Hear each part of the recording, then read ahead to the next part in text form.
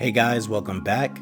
In today's video, we're going to be breaking down another practice question to help get you guys ready to really go in there and pass these exams. So stay tuned. Okay, let's dive into it. A social worker has been meeting with a 47-year-old man due to feelings of depression. The client reports difficulty sleeping with decreased appetite. During the session, the client reports having suicidal ideation. The man states, "Life is so hard. I wouldn't have to deal with this if I wasn't here." What should the social worker do next? So we have A, call 911 for the man to be hospitalized due to safety concerns. B, process why the client is having thoughts of suicide. C, create a safety plan with the client. Or D, ask the client if he has any plans or intent. Take a second, pause the video, reread through the question, reread through the answer choices, pick your best guess, and then unpause the video and we'll jump into the explanation. Okay. If you picked D, you are correct. So for A, call 911 for the man to be hospitalized due to safety concerns. That is the incorrect answer. Why? While involuntary hospitalization may be needed, we still need to first identify the details of his thoughts. So that's why, just kind of immediately like going with hospitalization is like, wait a second, hold on. There's some steps that, we can, go through first before we get to that level.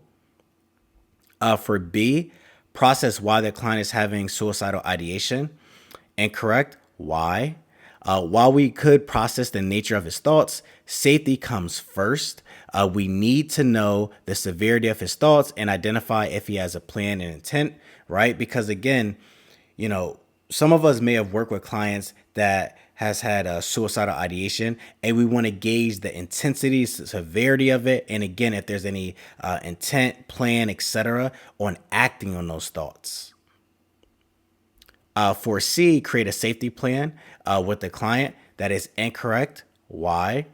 Again, while involuntary hospitalization may be needed, we still need to first identify the details of his thoughts.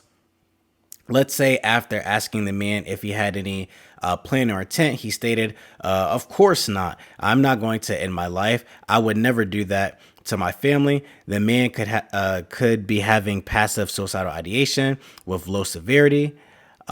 We still would want to make sure he has a safety plan in place. If anyone has ever worked in an outpatient facility, you may have worked with clients with suicidal ideation. Clients go home at an outpatient facility and return the next day, even though they have suicidal ideation. We make sure they have a safety plan and monitor the severity of their suicidal ideation during check-ins. So I made a note to put that in there where, again, a person expressing having suicidal ideation, yes, red flag, our antennas go off. We definitely want to address it, but we also want to gauge what is the severity, what is, if there's any plan or intent, because a client could express, no, I'm having those thoughts, but they're not intense. They're not heavy. They're not on that level. I would never do that. I've actually worked with clients that have expressed that before in outpatient settings. And this isn't meaning like, oh, you're immediately hospitalized, right? We definitely want to make sure that there are factors in place, safety factors in place, such as having that safety plan and monitoring the severity of those thoughts. But before any of that, we want to get the nature of those thoughts. Like how severe are they? How intense is it, right? And for D, ask the client if he has any plans or intent. So that would be the correct answer. Why? While hospitalization may be needed, we want to identify the details of his thoughts. The man stating, "Life is so hard, I wouldn't have to deal with this if I wasn't here," is a lot different and less severe than thoughts of, "I have a firearm in my closet and I plan to go into my garage to do it, so I'm not a bother to anyone," right? That's having a plan, intent, means, right? Wait, Ray, what would happen if the question stated that the client did have a plan and intent? What would happen then? Well, You will want to pick the answer choice along the lines of, because remember, the details of the answer choices and the question for that matter can vary, right?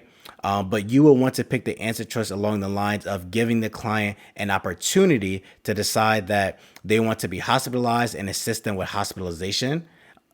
We want to give the client a chance to come to that decision on their own. But regardless, if they're having a plain intent, they're being hospitalized. We just want to kind of help facilitate that for themselves on their own first. But if they're saying like, no, I don't want to go to the hospital, but they still have this plain intent, we got to do what we got to do to protect the client. And again, wait, Ray, what happens if the client stated they didn't want to go despite having a plan with intent? Because this is a safety concern with the client who verbalized having a plan with intent, we would proceed with involuntary hospitalization. And, we can explain to them like, hey, we still need to proceed with hospitalization, because involuntary hospitalization, because this is a safety concern, right?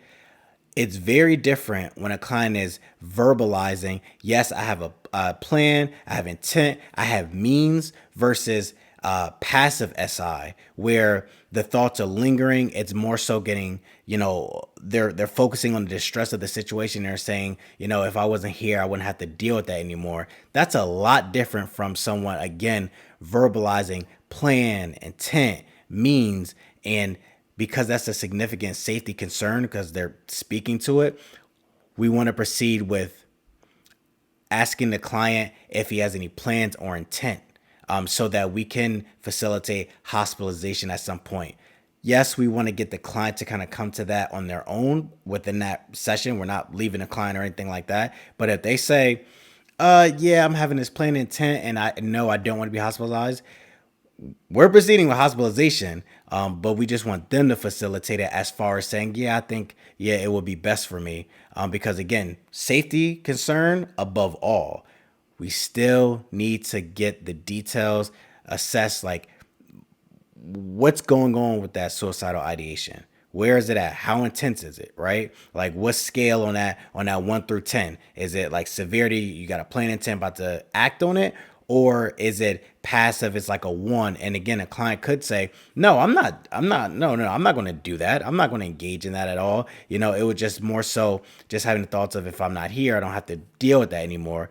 But the correct answer is D, asking the client if he has any plans or intent. Okay guys, that's it for today's video. Thank you for watching. Don't forget to like, comment, and subscribe, as I plan to come out with more content, because I definitely want you guys to pass these licensure exams so that way you can become licensed social workers. Put this behind you and keep doing the great work that I know you're doing. So hang in there. You got this. I'll see you next video. Bye.